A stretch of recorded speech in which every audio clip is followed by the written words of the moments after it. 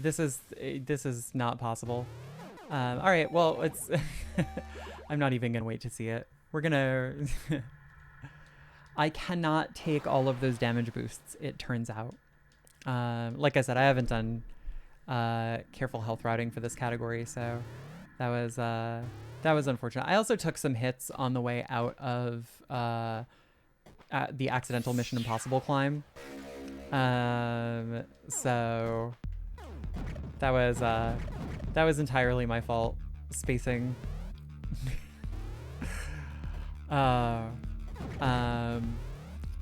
Yeah.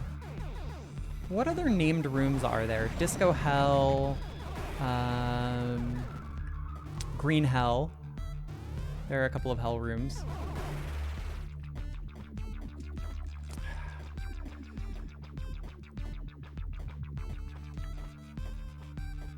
And there is the Silo.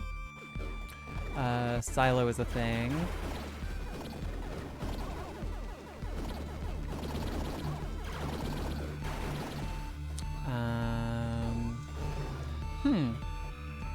I can't think of too many other named rooms.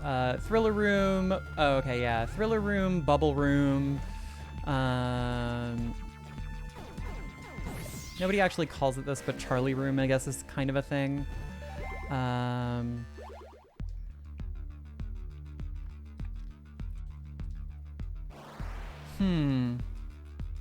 Spider Heck. Forgot about Spider Heck. Spider Heck is not Spider Hell, by the way. It is actually Spider Heck. It's not one of the hell rooms. It's got a lot of spiders in it, and it makes you say heck, but it's not actually a difficult room. So yeah, I guess there are a lot of named rooms in the run. All right, it's on the wish list. Oh. Okay, good. That still works. That's still 2 shots.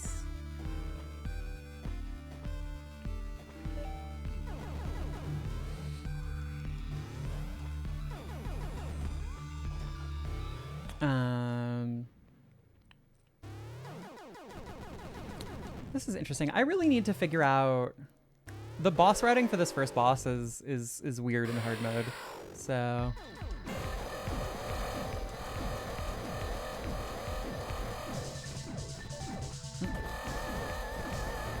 oh, I did that wrong.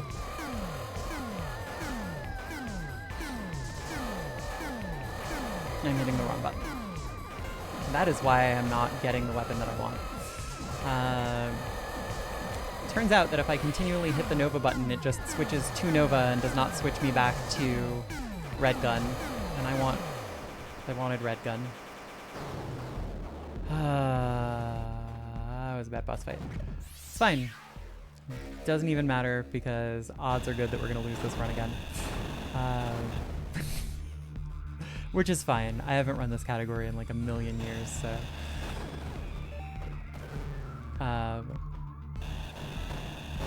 You were talking about me and this game last night, and your brother-in-law was like, "What's that game called? I'm gonna go check it out. I already own it." That is pretty funny. It's a good buy. Honestly, like it's very inexpensive. I think it's on sale on Steam right now still. It's just like a great game.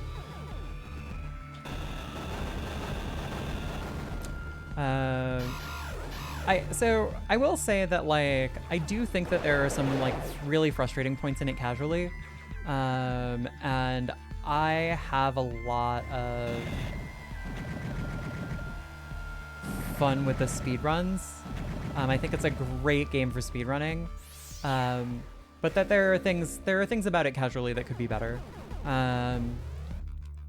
and like the big kind of obvious thing I think in my mind is that there are 20 weapons in the game, and there's no reason for us to use more than 4 of them in the 100% run.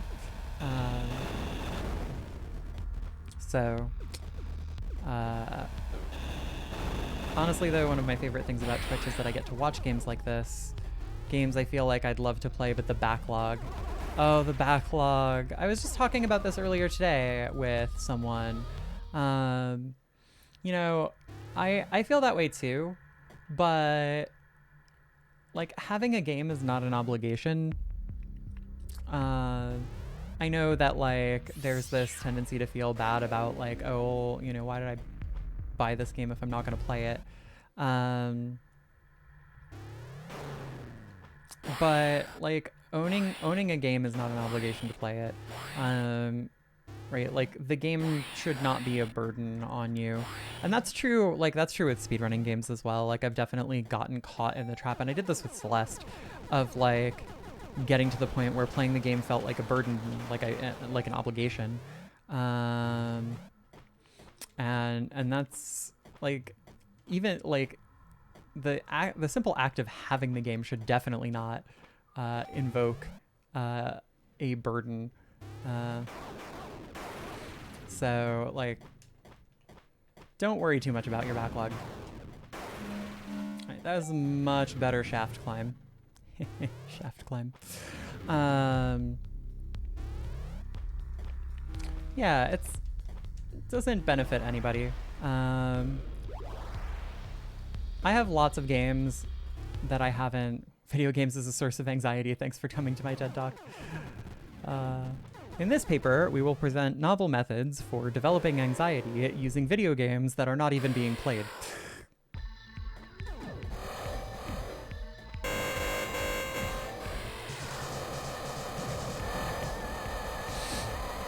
It's free energy.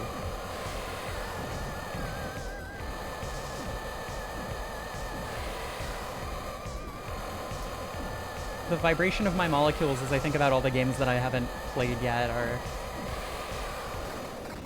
That was actually a pretty good kill. Wow, that was still a 7 split. So happy watching your daughters play Shovel Knight because they were laughing. Yeah, that's fantastic.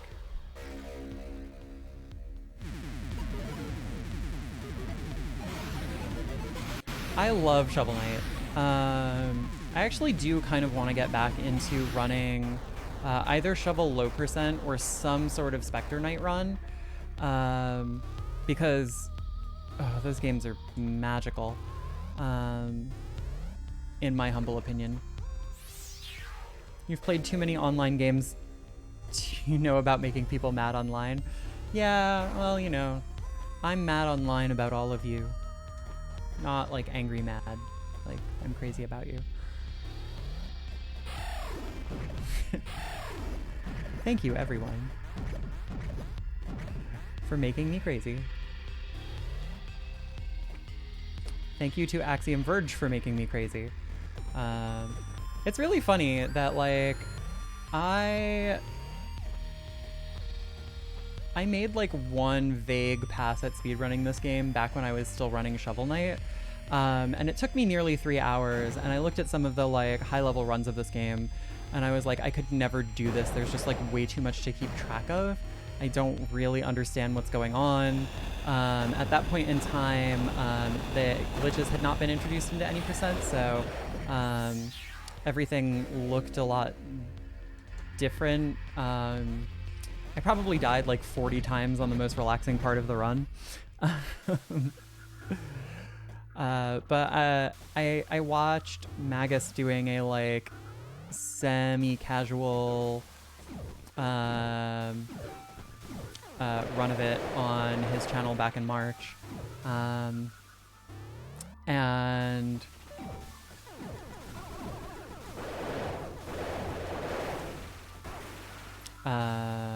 oh no, those give you pity health, not guaranteed health. That's a big difference. And it just like made me want to give it another try. And the community has been so good and welcoming and fun to be a part of that it helped keep me even when I was having incredible frustration with this game. And there have been times where like I've been like slamming my desk angry at this game. Oh, I did not do a good job of that.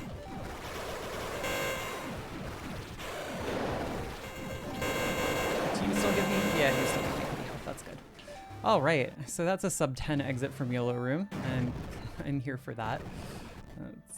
We're actually ahead of pace from last time, which makes me feel okay. Yeah, and so it's kind of interesting how much stuff has changed since that fateful and very, very unfortunate first kind of test run in, like, I don't know, I want to say 2017. It was a real long time ago. It was a real long time ago, and I don't know. I'm happy that it turned out this way. This game has brought me so much joy and, like, helped me meet so many wonderful people that I don't think that I would have met otherwise if I hadn't, like, come back to speedrunning. Oh no. Wow. Wow. All right.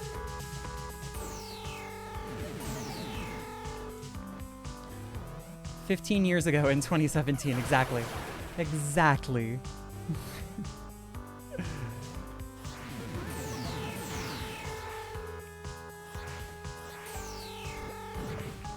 Alright, this is a much better juicy room, so.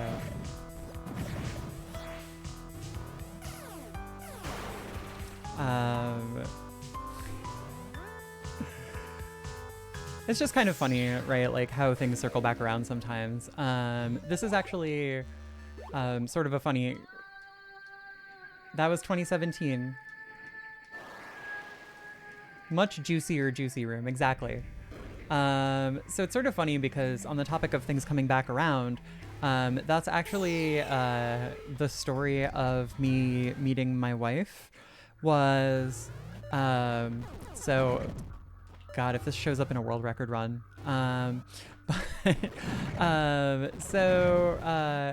We met on OkCupid during a point in time where I was, like, on a break with a now long since ex-girlfriend of mine. We were, like, on a break and seeing other people, which, like, you know what that means, right? Like, so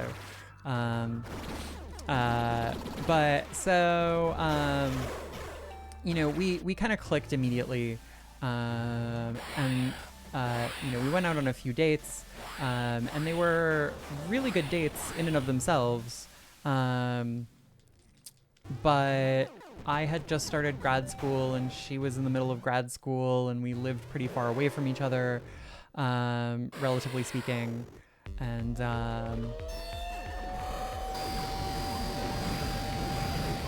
so you know, it just like didn't end up working out at the time, and so, like, we stopped seeing each other. I kind of got back together with my then not exactly ex,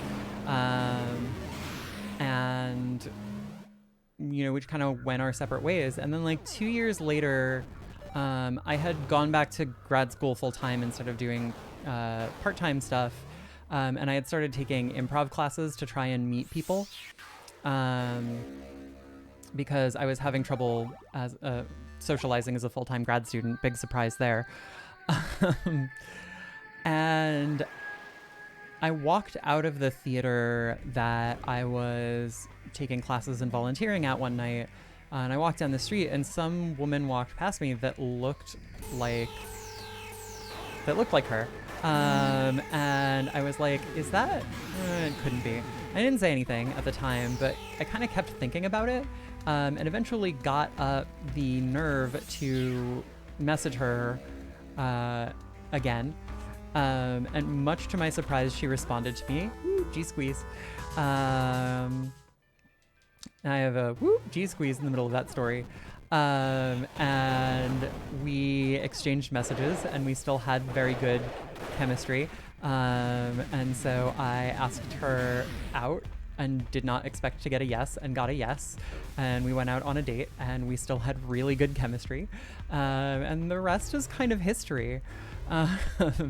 So, like, we went out on, like, 4 dates in 2008, and then in 2010.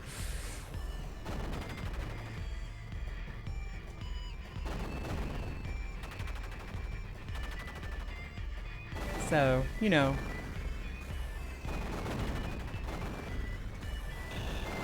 The world is wild. The real question is, was it her? And the real answer is nobody will ever know. It is certainly possible that it could have been because the theater was right in her neighborhood where she was living at the time. But big shruggies. Big shruggies.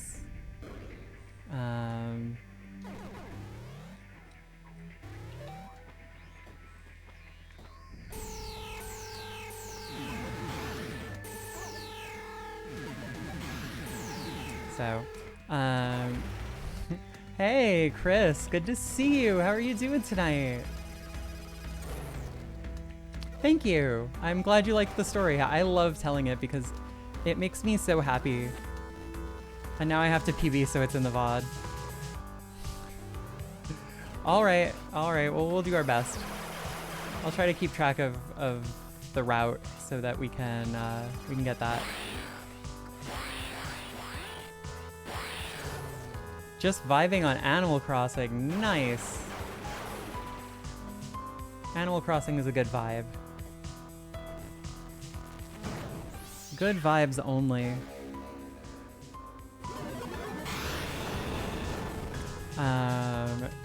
Well, I am just here vibing on Axiom Verge, so slightly different vibe going on there, but still vibes. And we're gonna boop, and we're gonna boop, and we're gonna boop, and we're gonna, no, we're gonna cheap squeeze this time. Oh, wow. I need to remember to do the drone mini dungeon.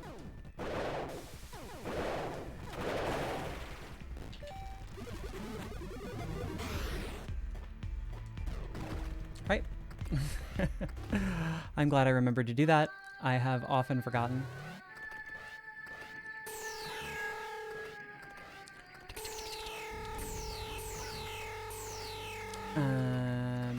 So this is sort of the weird thing about 100% is that there are all of these sort of little nooks and crannies. It's like, imagine if Axiom Verge were an English muffin.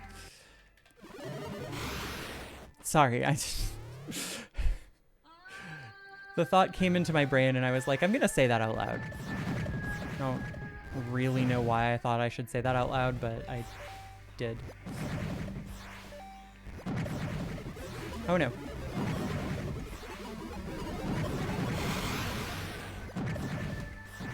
Alright, that was an awful juicy climb, but we'll take it.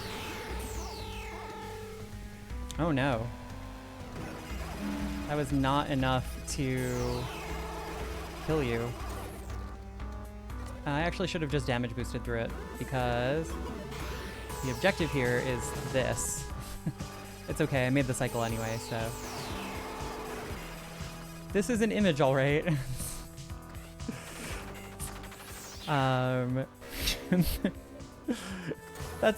That's where we are. That's like, that's the vibe of the stream, is I say things, they come into my brain and I say them.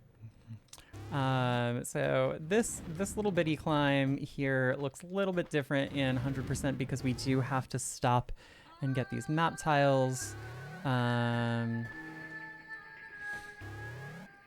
which is always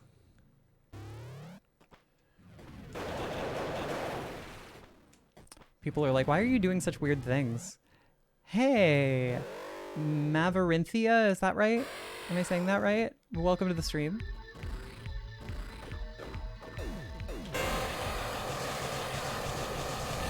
GDQ was phenomenal for me. Am I gonna? No, I actually made it. Oh my god, I cannot believe that I did that first try. Awesome, Mavarinthia. I'm gonna repeat it so I get it burned into my brain. AGDQ was phenomenal, Chris. It was so much fun. Why are you doing such weird things is now the title of my biography. Ooh, thank you, Magus. Thank you very, very much. That was, oh my god, scary. I was really, like, I was pretty convinced that I was dead. So now we get to do hard mode grapple room, which is oh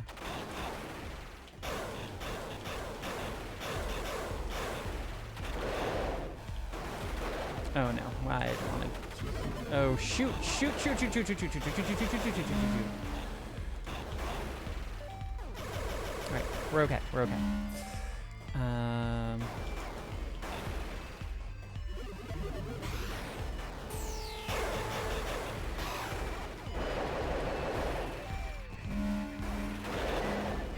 Everything turned out to be fine.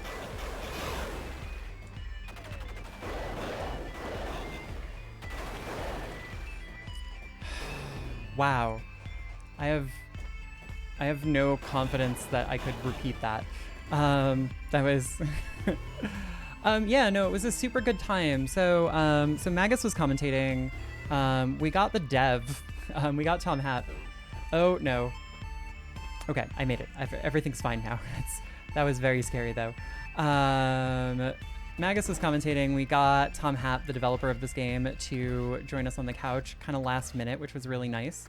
And the run went pretty well. I took one intentional death and kind of walked it off.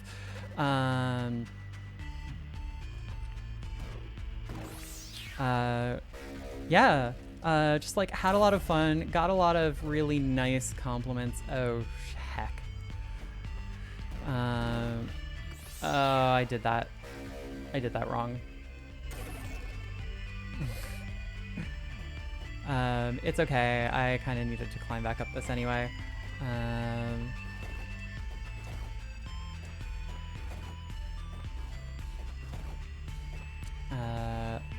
on. Bum. Bump, bump, bump, bump, bump. Alright, so I missed a couple of important things. So what we're gonna do is this again, but we're actually gonna drop that. And then we're gonna pop Trace over here and swing over, and there we go. Oh, wow. Alright, so that was not the most ideal grapple room, but totally fine. We're cool. We're all good. We're happening. Everything's dope. Oh shit! Heck yeah. Yeah, that was yeah. The parallax there is real good. Yeah, no, I honestly like I got compliments after that run from people I didn't even knew that I existed. They were just like all casual, like, yo, Sabera, nice GDQ run. I'm like, wait, what? That was that's a lot. And oh my god, the like love and support from the people who came out and the donations and everything. I like went back through the donation log and read every single donation that was either addressed to me or addressed to the Axiom Verge run in general. And oh my god, people were so sweet. It was just a really, really wonderful experience. I honestly like couldn't have asked for better. Okay, so that thing that I just did there with the grappling hook does lots of weird things, but one of them is if you're standing on top of a vertical door and you grapple straight up, then when you go down through the door, for some reason you just rocket the heck down through the door. The door transition is super fast. GDQ is finding out about a whole ton of runs you never would have known existed. Come on. I did this in front of 83,000 people. There we go. I just had to remind the game that I did this in front of 83,000 people and it was fine. Come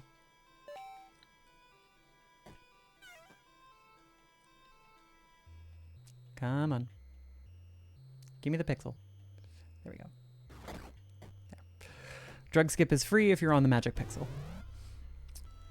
If you're one off from the magic pixel, then it's like mostly free. It's at a very heavy discount. And if you're anywhere else on the tile that it can be done from, then it's, you know, kind of whatever. But Best part about GDQ is finding out about a whole ton of runs you never knew existed. Yeah, that's absolutely true. There's definitely stuff out there that I never would have thought of. And like, even people who are my friends. Come on, kill me. There we go. That was a nice boop. Overall, I feel like. We're running things that I had just never heard of before. And it was really cool to see them do it.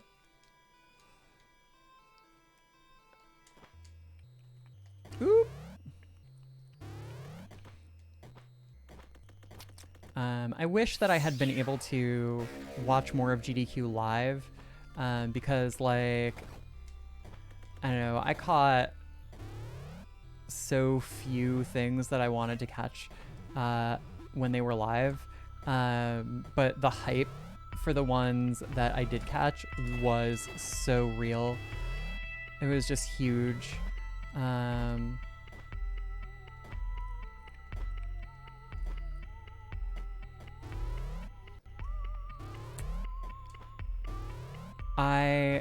I want in-person GDQ again. One sec. There we go.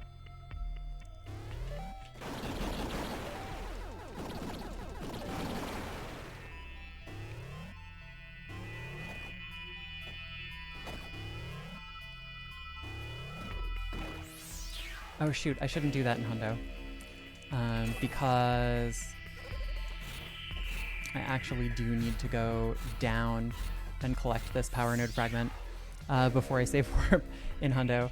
I found out that going down the shaft for that turns out to be something like 5 seconds faster than climbing back up that shaft in the later end of the run. All the runs you were really excited for were at 3 a.m. for you, and you can't make that kind of sacrifice to your sleep anymore. Big mood. That was the Castlevania 2 run for me. I was so hyped to catch that run, and like I had insomnia that night. I was up until like 2, which was when it was originally scheduled for, but like by the time that 3 o'clock rolled around, I just like I couldn't. So this is the Eden Climb in Hundo actually looks a lot different. This is, I think, the first place that looks super different in Hundo than it does in any percent, because of a little routing trick that I devised. So there's several places in the Eden Tower where you need drone teleport. And actually, technically, you can do it with grapple shenanigans, but it's really hard. It's like even more frame perfect than the other frame perfect tricks that we do. You effectively need drone teleport to get these items. And so like stuff like that I can get with grapple clips, but you can't do that with everything.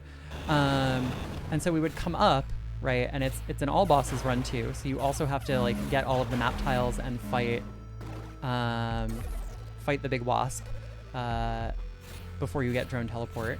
You would go back down with drone teleport to get the items that you missed and the map tiles, and then you would climb back up for the death warp. And I was like, no, this is terrible. Why are we doing this? There has to be a better way. It's like one of those infomercials. There has to be a better way.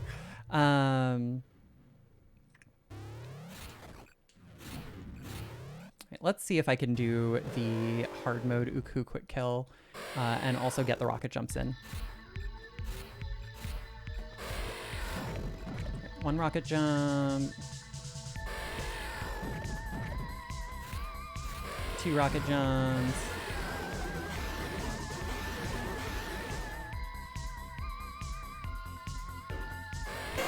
Yep, I could do it. 3 rocket jumps. Great. That went really well. Now let's try the grapple trick.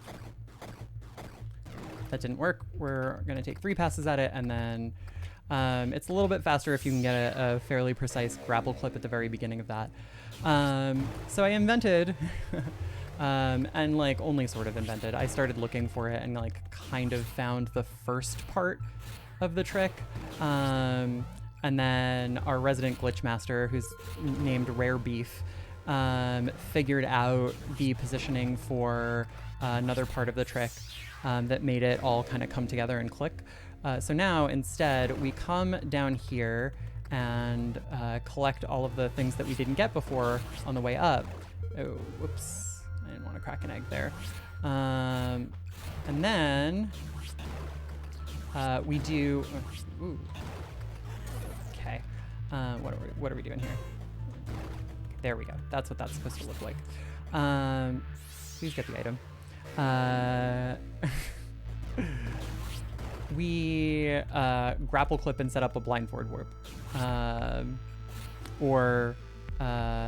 mean, I guess not everybody sets up a blind void warp. But I do. Hey, Mini MG, good to see you.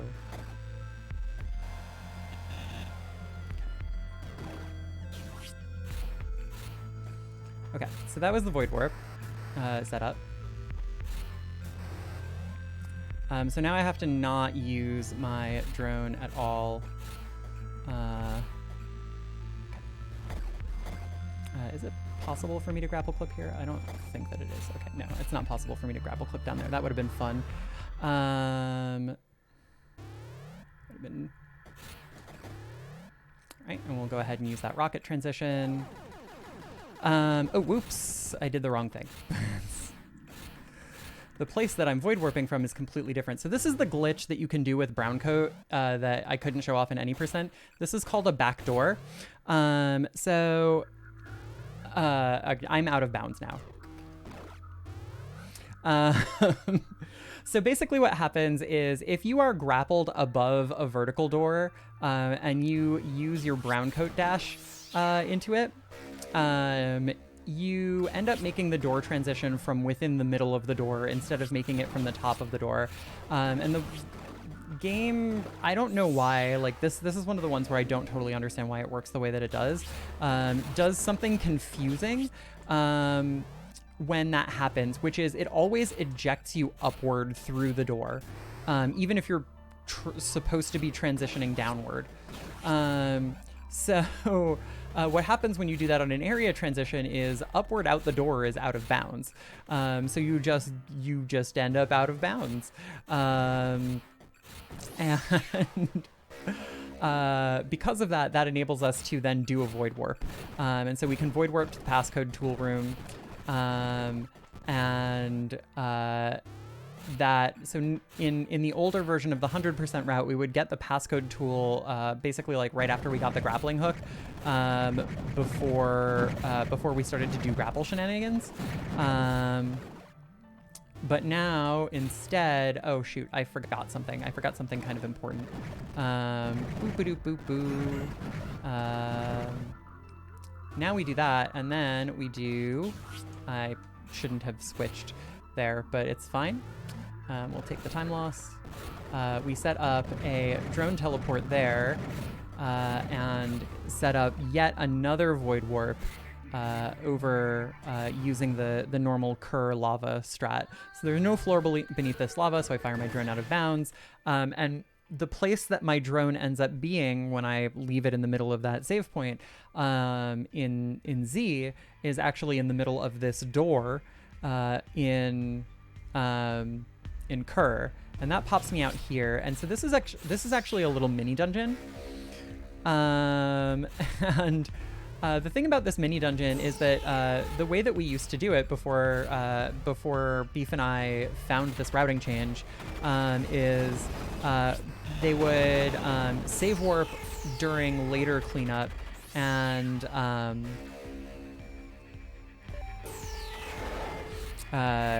one sec.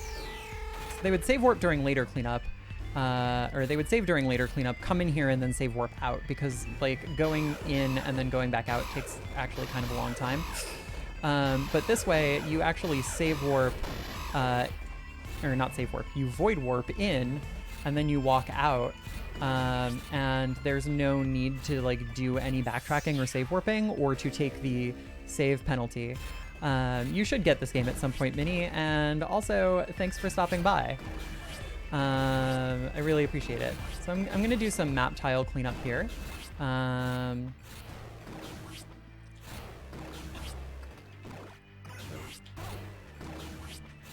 and don't mind that I'm doing things a little bit dicey. Okay. Also, so in this category, we do what's called a map fall. So as long as the drone is unhatched, Trace's falling body will continue to be able to take damage and also collect map tiles for us. So we can launch the drone, leave it just like hanging for a little while in midair while Trace collects some map tiles for us from falling, and then spawn the drone and collect more map tiles from the drone's position. And so that's a map fall.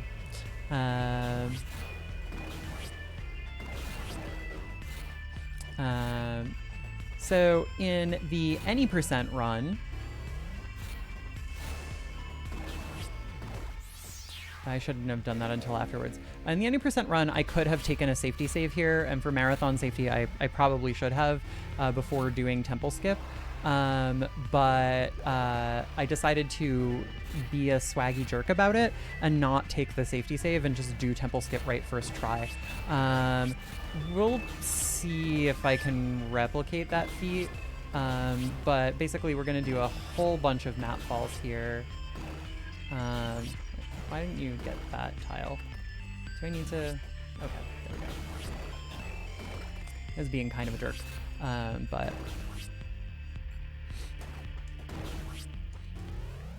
Okay, so we're not we're not gonna see the first try temple skip again. That's a little unfortunate, but we'll keep at it. Wow.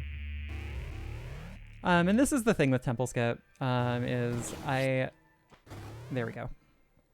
Practice it a lot for the marathon, but you?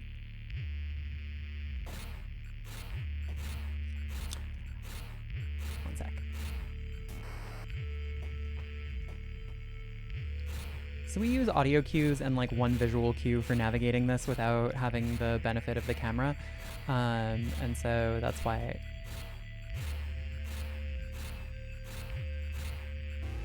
I go silent when I'm doing temple skip. That's a fun one though. It was like, that was actually legitimately really frustrating to learn, and like felt like I could never get it right. And then just one day I hit it, and it didn't like instantly click for me or anything like that, but like once I knew that it was possible, I would just like go and practice it. And that was that's a big deal. A common way to lose runs is temple skip, basically. So now we have our red coat. So we're gonna go ahead and do temple backwards, because there are a bunch of items and map tiles and things that we didn't collect. So this is, again, a pretty big difference from the any percent run.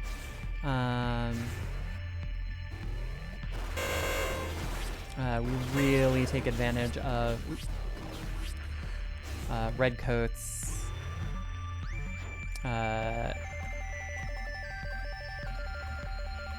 Red coats, what do you call it? Iframes. Iframes are important. I can speak the words, I promise.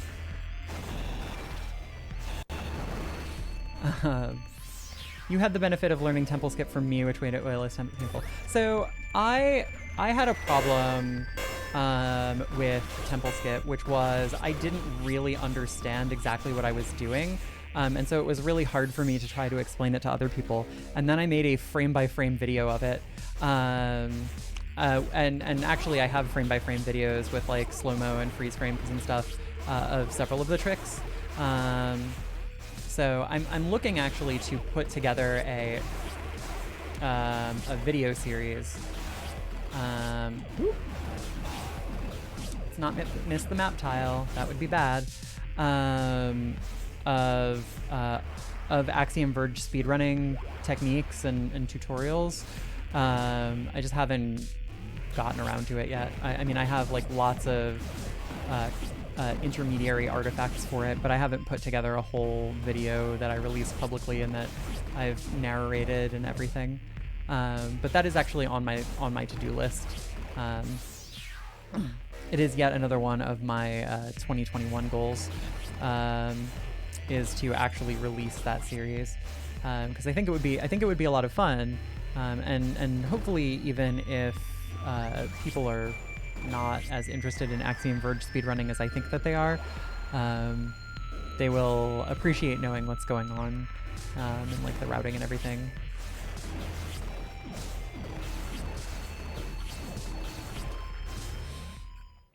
So, yeah, so now we get to do the temple foyer backwards, which, like, oh god, I hate this room so much in No Major Glitches.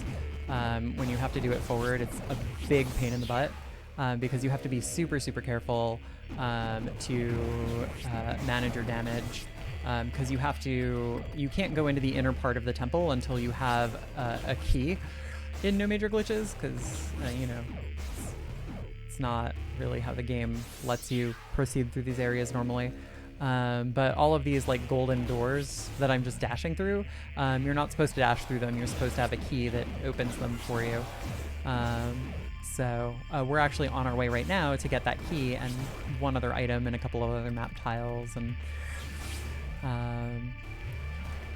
you know, all of that stuff. And we have the benefit of having red coat, which makes this whole section a whole lot easier. So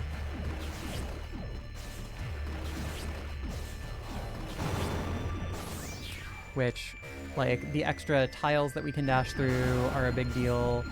There we go.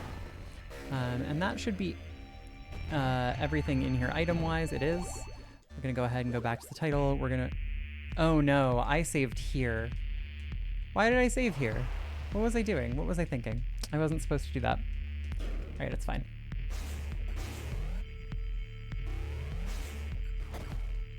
Is it possible for me to grapple clip into the room below? Maybe not. Doesn't really matter.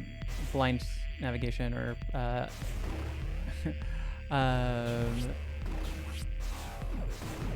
cameraless navigation through that room is terrible anyway. And it's not that far here. It does lose me, I don't know, like 15 seconds. In the scheme of things, not terrible.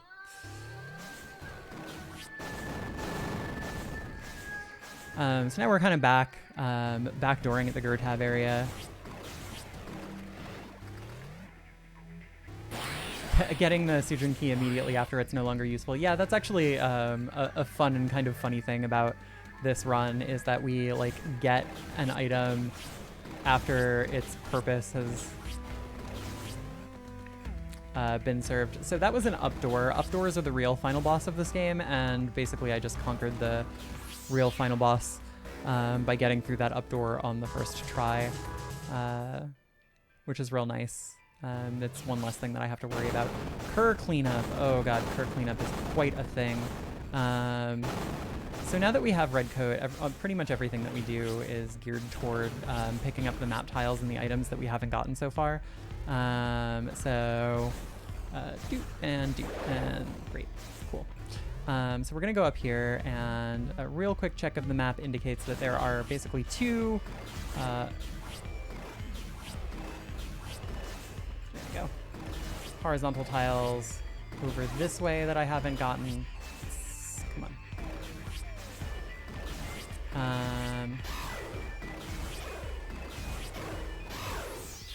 And vertical stuff over here.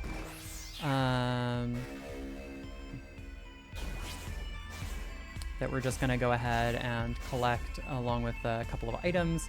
All right, that's everything in that room, so let's go ahead and move on. I'm actually famous for doing that room that we were just in pretty terribly. Other people have done better big room routing than I have, so it's a whole thing. These large rooms are kind of hard to route out optimally, and other people have just spent way more time than I have getting the hang of that.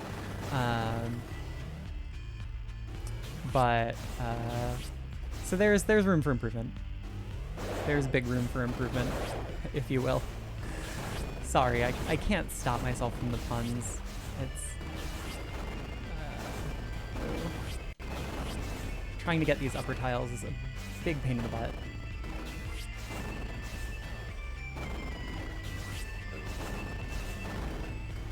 That actually was not too bad. And then these last 4 tiles that are in the upper left-hand corner of this room are affectionately known in the AVSR community as the Sabera tiles, because I kept forgetting them in my first runs of this. Now, we haven't finished everything in Curve, but we're not going to. And the reason for this is that I found out that it's a lot faster not to. So there's a whole bunch of stuff behind the Juicy Room. And if I wait until later to get it, then I get a really nice save warp out of the routing, whereas otherwise you have to do this wild and unfortunate out and back that really stinks. Nobody likes it. It's not fun. It's not good. I've managed to avoid. I didn't avoid all of the zombies, but I avoided the worst zombie. So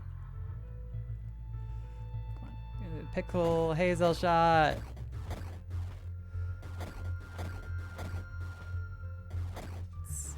All right, there we go. That grapple clip is actually incredibly difficult. It is, I have a magic pixel that makes it easier, but it's still very precise.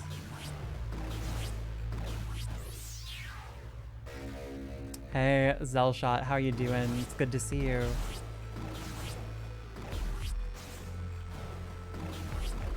Right. Clone backwards. Best done with the Axiom disruptor and not Drilver, unlike a lot of things.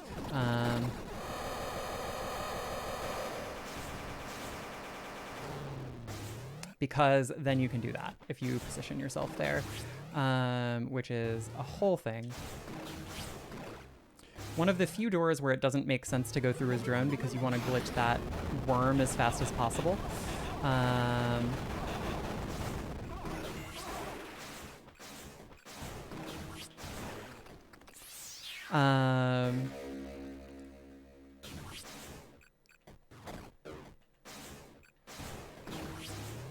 And yeah.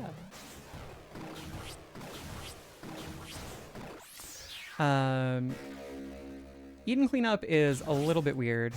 It doesn't like your emotes. What emote were you trying to use? Can you like put spaces in it or something? Oh, so there's a bunch of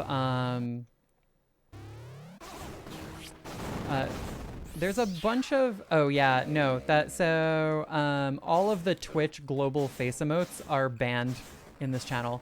Sorry folks. They're all on the block list for my chat. This includes the new PogChamp. I have kind of very specific views on that stuff. I don't like the global face emotes. I don't use people's faces as emotes or what. Anyway, so if you find yourself not auto-modded, like if it doesn't, if it says it's against the moderation policy, but you don't get a like the mods are checking it message, that means that you've run up against one of the things that my chat rules say that you're not allowed to use. And I know that people don't read the chat rules that often, so I apologize. It's not a very good experience, but Twitch doesn't give me a way to turn off emotes. I have to just, like, aside from block listing them. So, lots of them are terrible people anyway. Yeah. Yeah, I turned off LOL initially because it's Total Biscuit. And then, like, with the PogChamp stuff and the, like, random PogChamps, I was just like, ugh, I don't want to have to deal with, like, who might be one of the random PogChamps. Like, I want this channel to be a safe space for people to be free to come and hang out, and like whether or not you can use specific emotes is, if you like the vibe, you like the vibe, and if you don't like the vibe, then you're not going to want to be here. Zell, thank you so much for the resub for the 4 months at tier 1. I super appreciate it. Welcome back to the Witch, Stitch, and Bitch. Yarn and Needles are still not provided for you, but we do hope that you enjoy the show, your ad-free viewing, and your Sabera and Macia themed emotes for yet another month.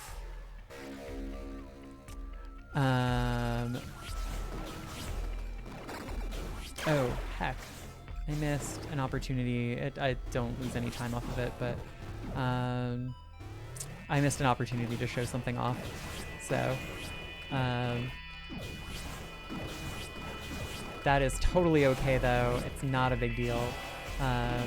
It's just a like little weird quirk. Well, I guess we are going up this way, and boop, and a boop, and a boop, and a boop, and a boop, and a boop. Updoors, the real final boss. I am doing a pretty good job with the updoors, honestly. Oh my gosh. Hidden health node does count as a %. Yeah, the one in the slugs counts. Stuff that's in secret worlds does not count. Because secret worlds are not spawned in speedrun mode.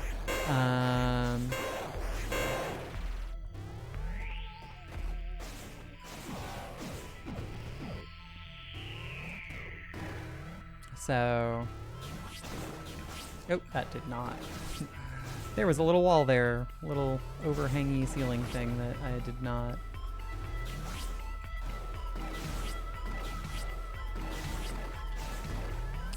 Oh, well, thank you. I want people to have fun here, and I'm not, like, I think there are plenty of ways you can have fun if you can't use specific emotes. That's my position. And yeah, so, and if you're somebody who can't have fun on this channel without using your lols or whatever, then you may not, this may not be the place for you. I know that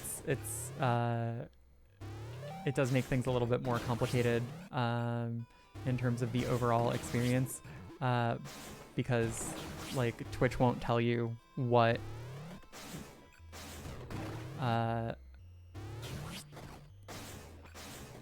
it is that you said that was bad. But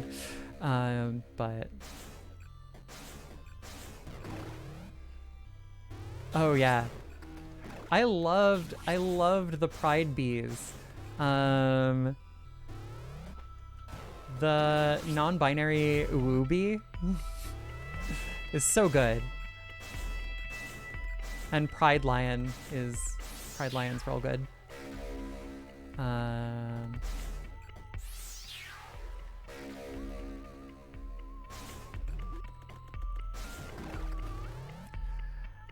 Okay, so now it is time for us to do indie map cleanup, among other things.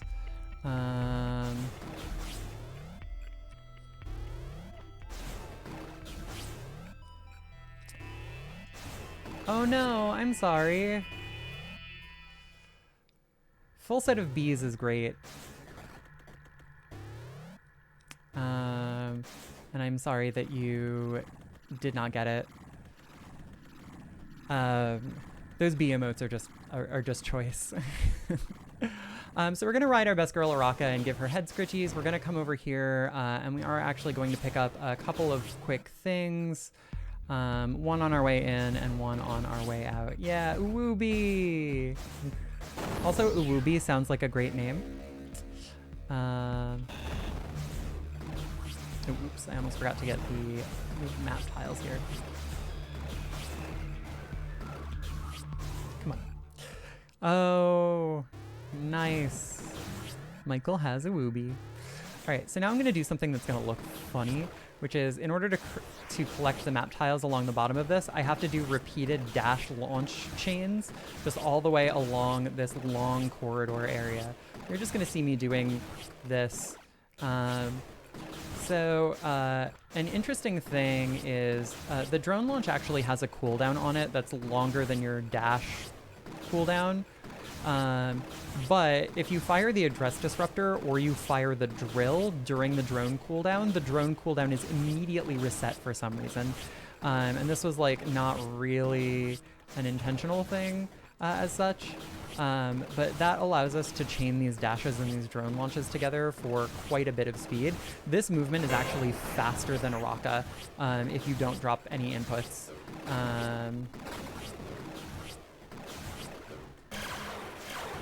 And this is the part of the run for which I did not finish Kerr earlier. Because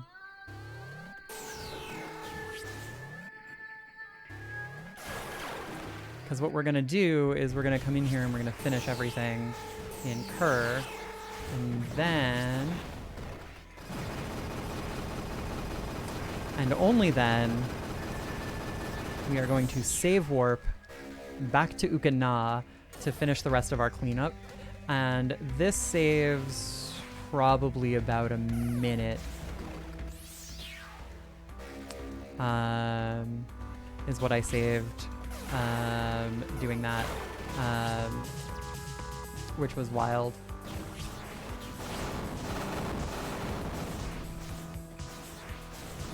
So there were lots of kind of like interesting little fun reroutes that I did in terms of the cleanup order that were way more significant than I expected them to be. In the end, with rerouting and that new double void warp that I showed earlier from Eden, I wiped off an additional 3.5 minutes off of the run, and any percent movement training got me an additional 2 minutes over previous world record holders, which was kind of interesting, because like the popular wisdom when I came into 100% was that like the front half of the game doesn't matter because your movement in the back half of the game is faster, and you're also in the back half of the game, you're in cleanup for longer than you are any other portion of the game.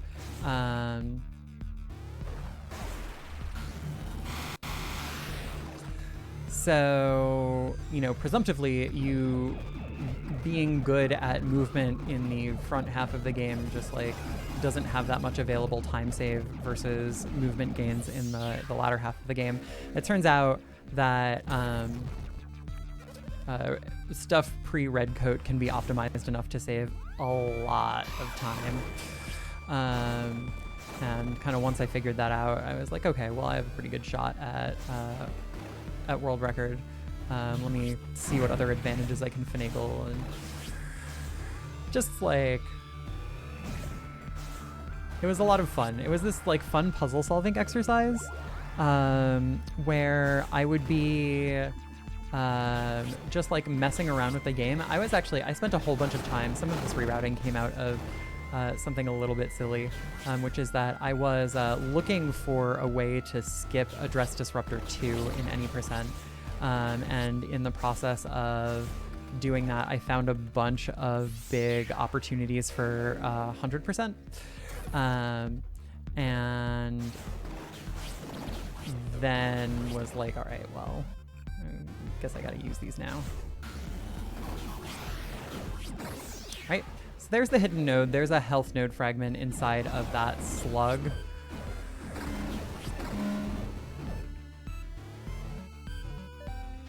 Oops.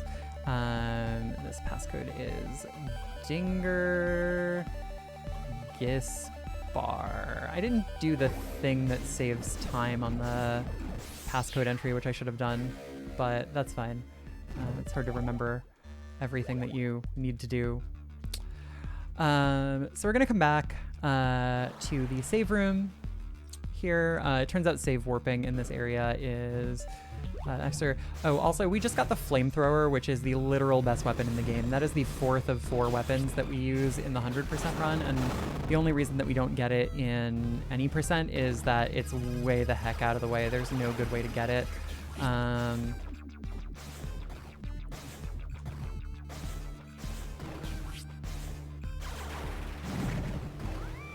So, longest you've ever spent making a yarn cake. Friend who gave you the needles also gave you what can only be described as a wad of yarn, and everything that could make it harder did. Oh, I'm sorry to hear that, but I'm glad that you were able to decake your yarn.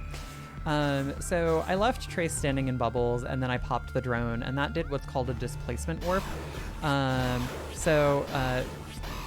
The game, popping the drone resets the room, and the game goes, okay, well, I need to respawn these bubbles here, but there's a Trace in the way, and it just shoves Trace vertical until it finds a place that he's actually allowed to stand.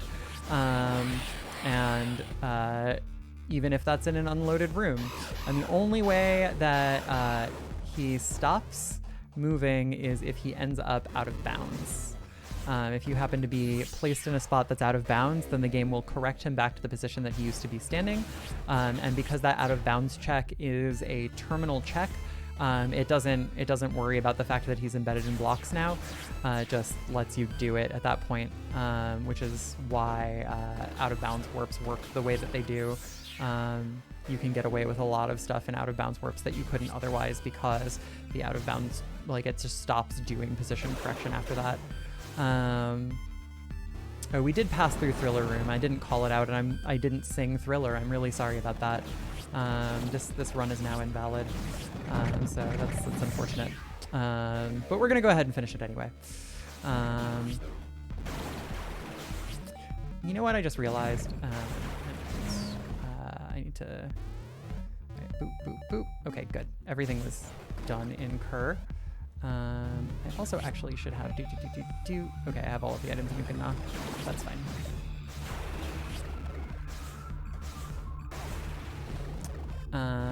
Oh shoot, I forgot something in Indy that I will have to remember to go get.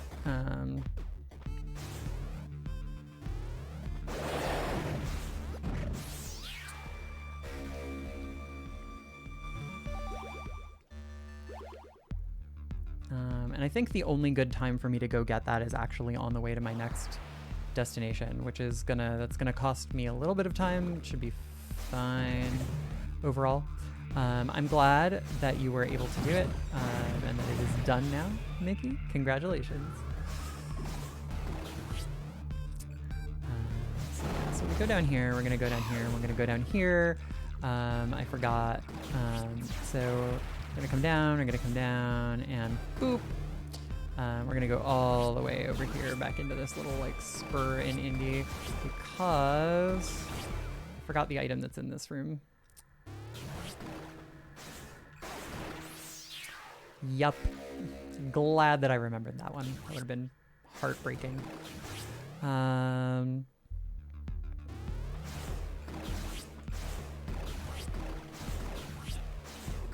Ooh, yikes. I thought that was gonna hit the door. It's fine. Nothing bad has happened. So we're gonna go in here. We're going to fire this and open this and enter the passcode. So this actually slows down the in-game timer. This is kind of cheating, but it's allowed. So it's an in-game manip.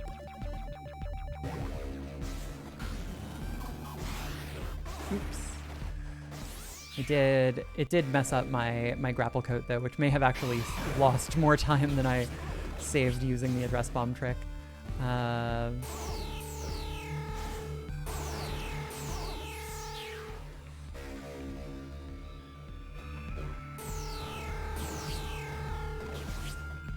need to make sure to get that map tile.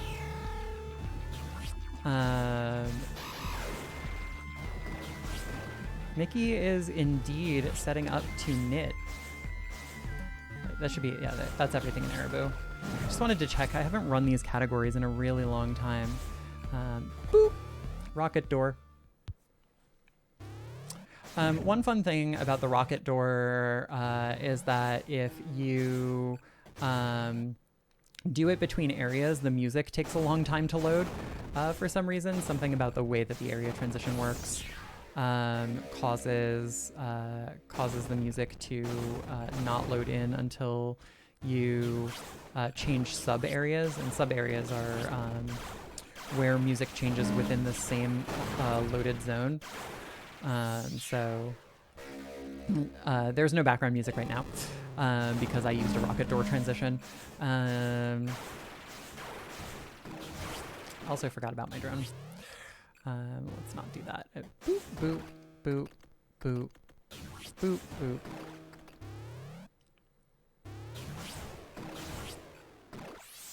Grab that note. I love the movement in this game. It just feels so good. It's such a fun speedrun for that reason. It's just that like everything about the movement is really tight.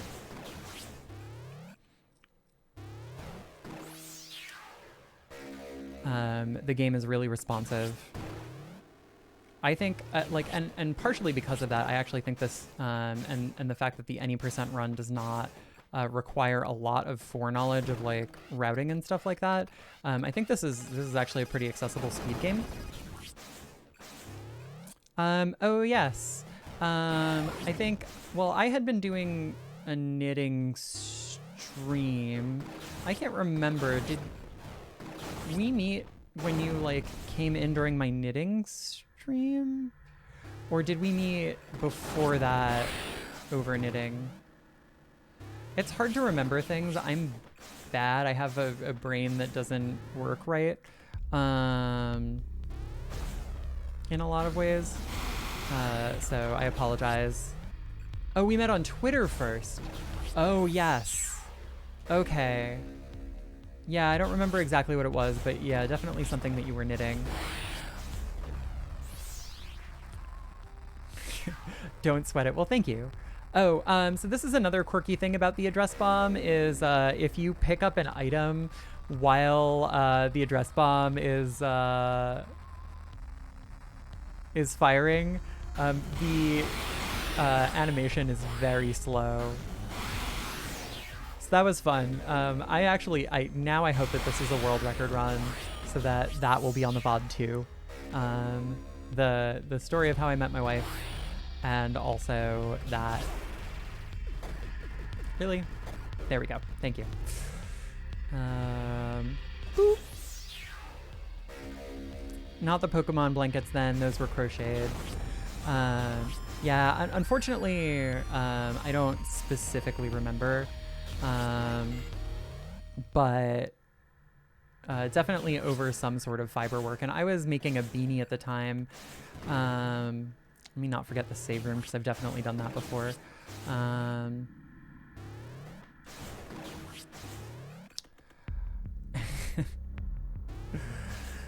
Yeah, but the fiber arts are wonderful. We're gonna pick up this note. Now we're gonna do another fun grapple clip. We actually have kind of a lot of grapple clip techniques in this run. Ooh, I did that wrong. Where? There we go.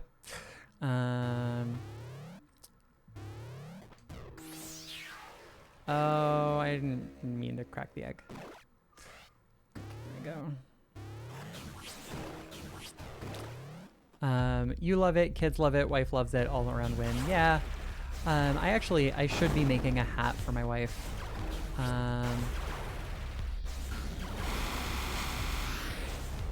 But I've been slacking off because the provisional cast on that I was trying to do hasn't been working out correctly. So, boop, boop, boop. We're going to use a drone transition there instead of the rocket door. Again, we're going to just send the drone out and boop.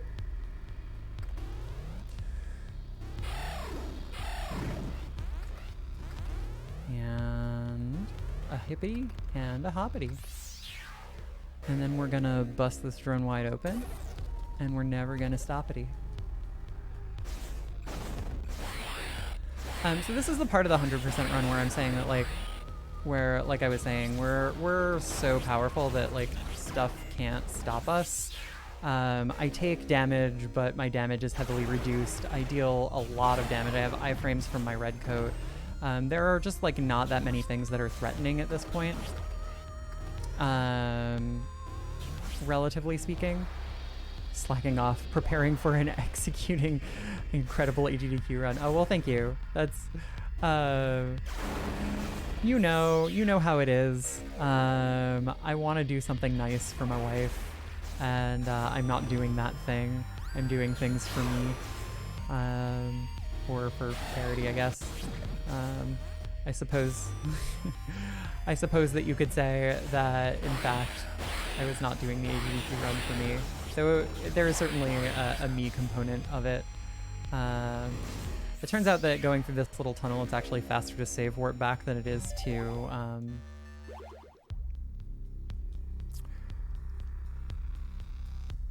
walk back.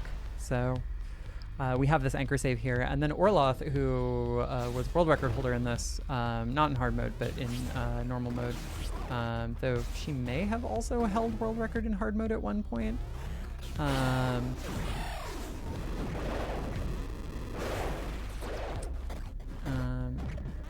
that really worked. I'm surprised that I landed that so quickly.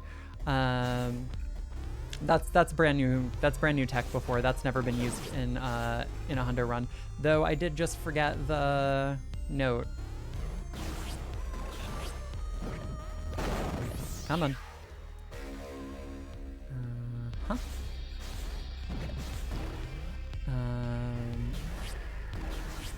So now I'm going to use a strat called P-Squeeze. This was invented by Willow the Whisper SR. It is called P-Squeeze because at this point in the run, about an hour and 10 minutes into the run, is where you have to hold your P because you've been running this category for so long.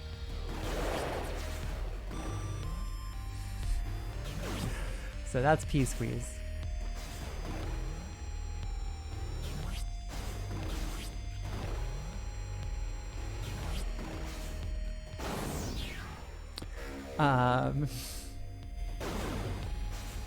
There's some debate about whether getting the item first is faster or not. I have a hard time imagining how it could be anything but faster, but I guess it's still kind of indeterminate. So the world may never know because it doesn't matter. I do the save room first and then I get the item. Health node fragment. It's that kind of item.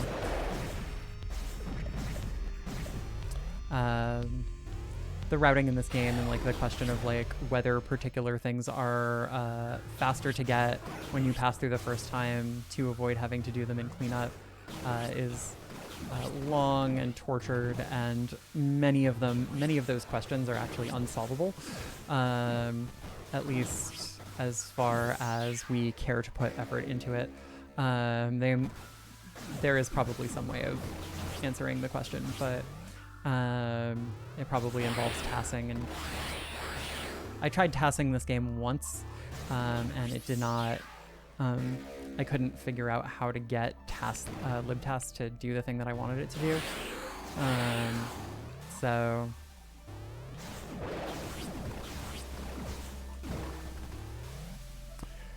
that was it.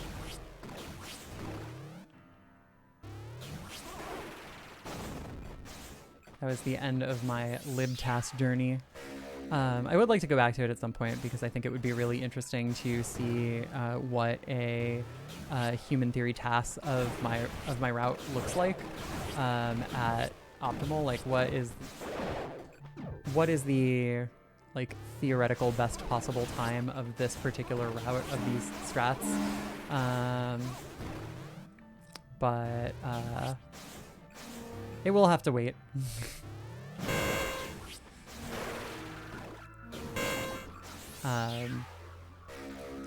Human theory tasks are really interesting.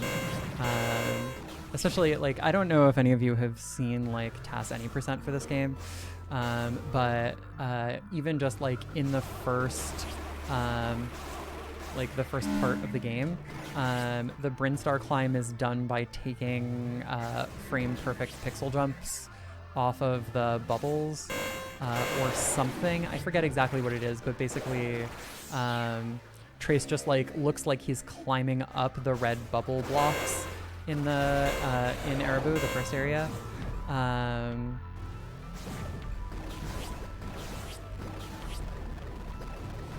Wow, that was a really good shot.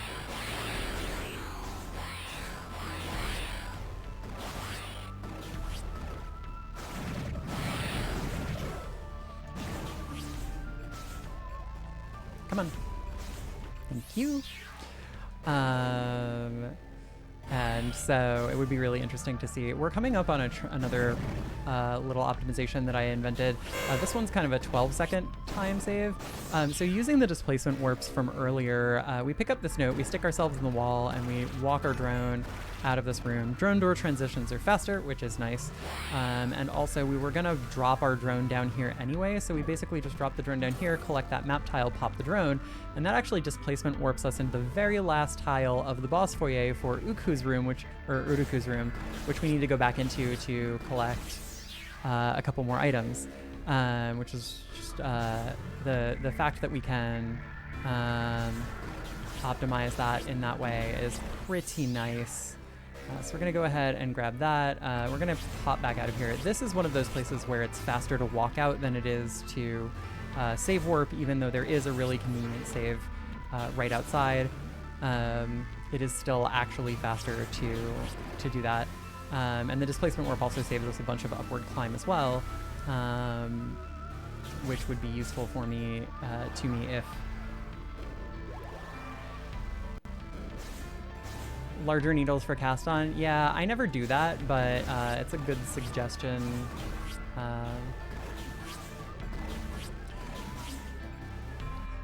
It is actually a really good suggestion. So there's like one drone mini dungeon that we need to do down here.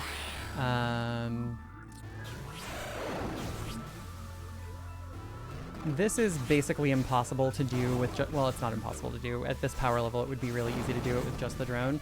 But we do it with drone and trace, and it's a heck of a lot faster because we can coat swap and do all of the fun tricks. Hey, Palafrost, thank you so much for the good luck. Really appreciate it. Welcome to the stream. Am I pronouncing your name correctly? Is it Palafrost? Palafrost? So we grabbed this note.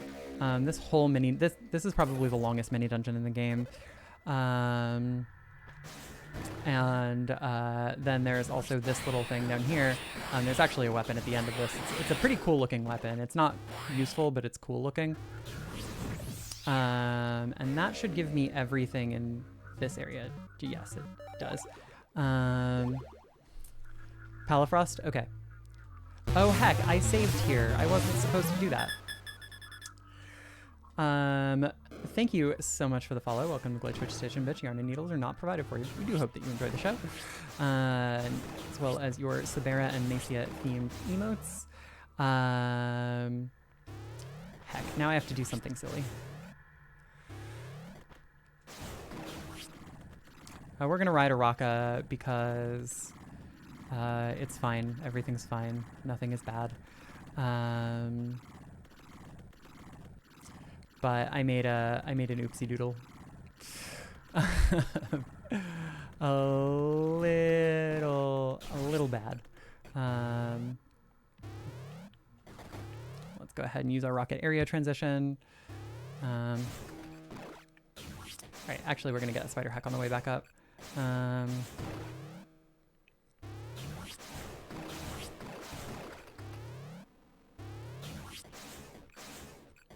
I should have dropped my drone through this. That would have been better.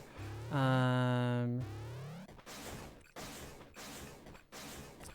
now we're going to go back up the way that we came. Oh gosh, I can't believe that I did that. I can't believe that I did that. It's completely normal.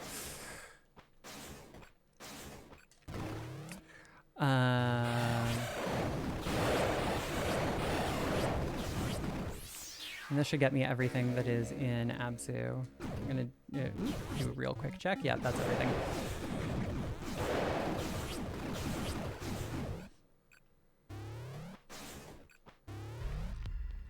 Okay, so now, whew, it's gonna be tight. Please, okay, Ukanot, Eden. Okay, I got everything in Eden. No, that is not what I want. I am starting to panic. It's fine. Everything's fine.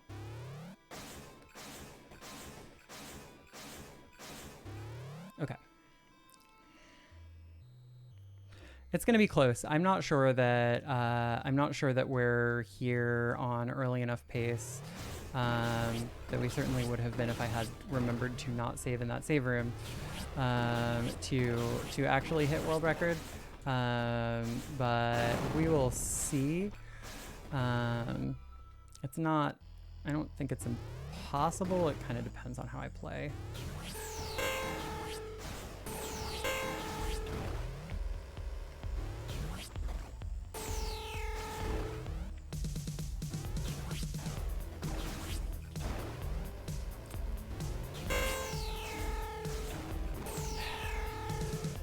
Not a great start. Actually, no, that's totally a fine start. Cracking one egg is not too bad. Whoa, okay, that was not a great start. All right, Sentinel time. Sentinel, this is gonna be a little bit loud, I apologize.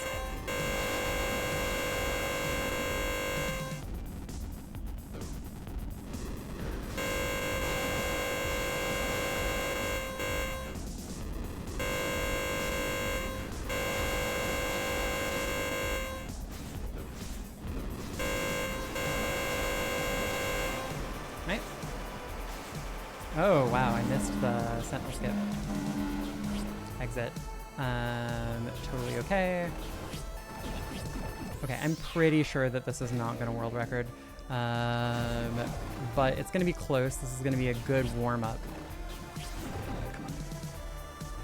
And hit the drone, so we can probably do this. Yeah, that worked out just fine.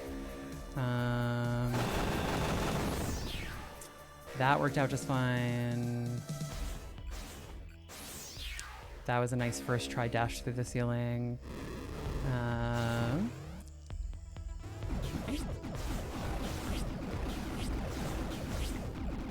Okay.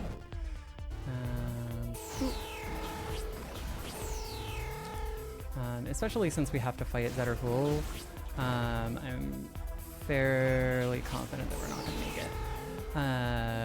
But I've been wrong before. So we'll find out. It is going to be a nail biter though. The world record is like a 125 XX. So we've got about 3 minutes to beat the game.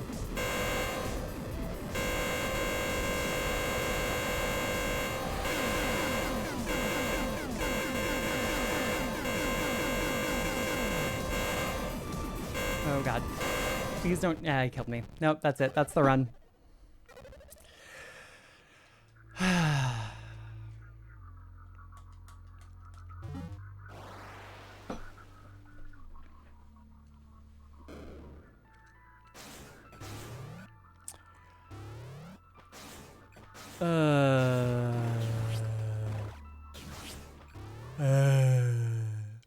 All right. That was not a bad run. It would have been better if I had remembered not to save, but that is the literal hardest boss in the game. We're gonna finish this out. I should have taken the safety save before Zetterhole.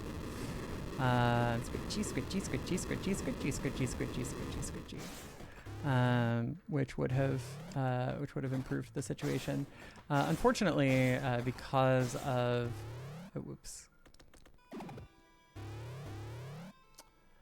because of the length of this run, I will not have time for another attempt tonight. So what we're going to do is we're going to go ahead and go back and use Zetterhole for some practice. We're going to see if there is anything that I can solidly improve aside from doing the dashes at the beginning better. If I just do the like safe strat, the safe setter hole strat, that's probably the best thing to do.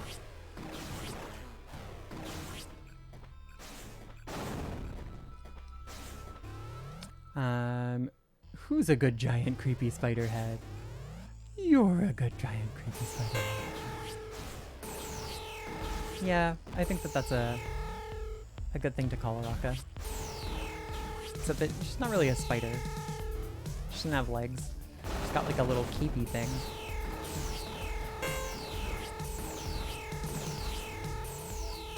Good navigation in that room.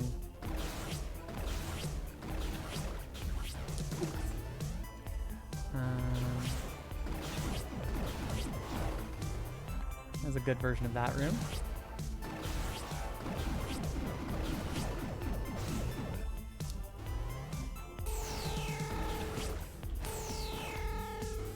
Yeah. The situation with her lower limbs is that she doesn't have any.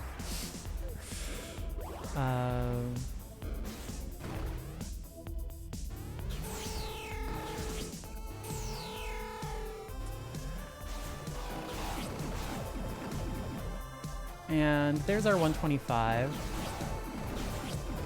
So now we're back at Zetterhole. Giant creepy hoverhead. Okay, let's see what our endgame time looks like, given 2 minutes of time loss. We can find out if I would have world recorded.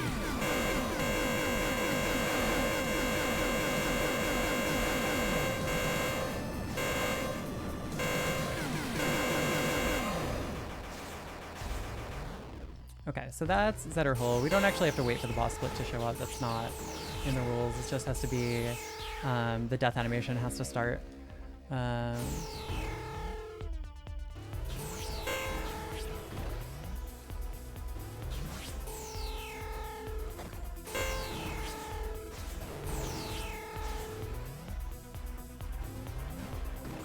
Reverse Slicer, the worst weapon in the game.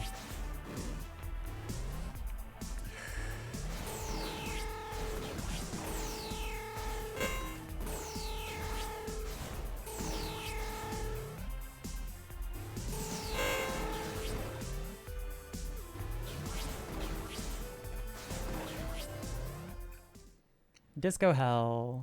Let's go.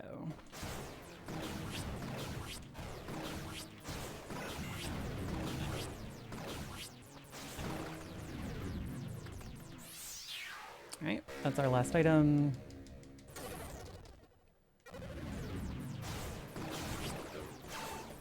Oh my god. Wow. I really botched that. So we're gonna take the safety save.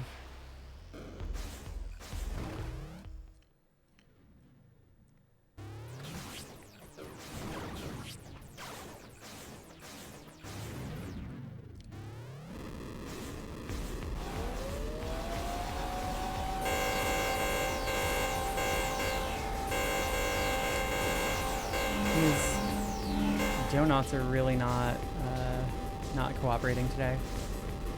1, 2, 3. 1, 2. 1, 2, 3.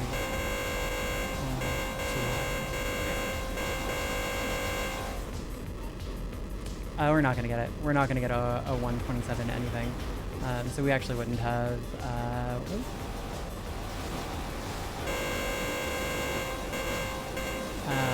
But close.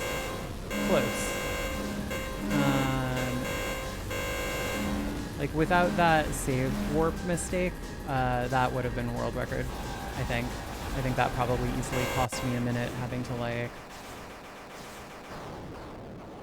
I didn't make it out. Oh, because the death animation takes less time. Thank you. Thank you for the GGs. 128.15. That's not too bad. That's not too bad. Kind of on the scale of things, that was a good D-Rust for the category. I got most of the routing bits right. I only messed up a couple small things.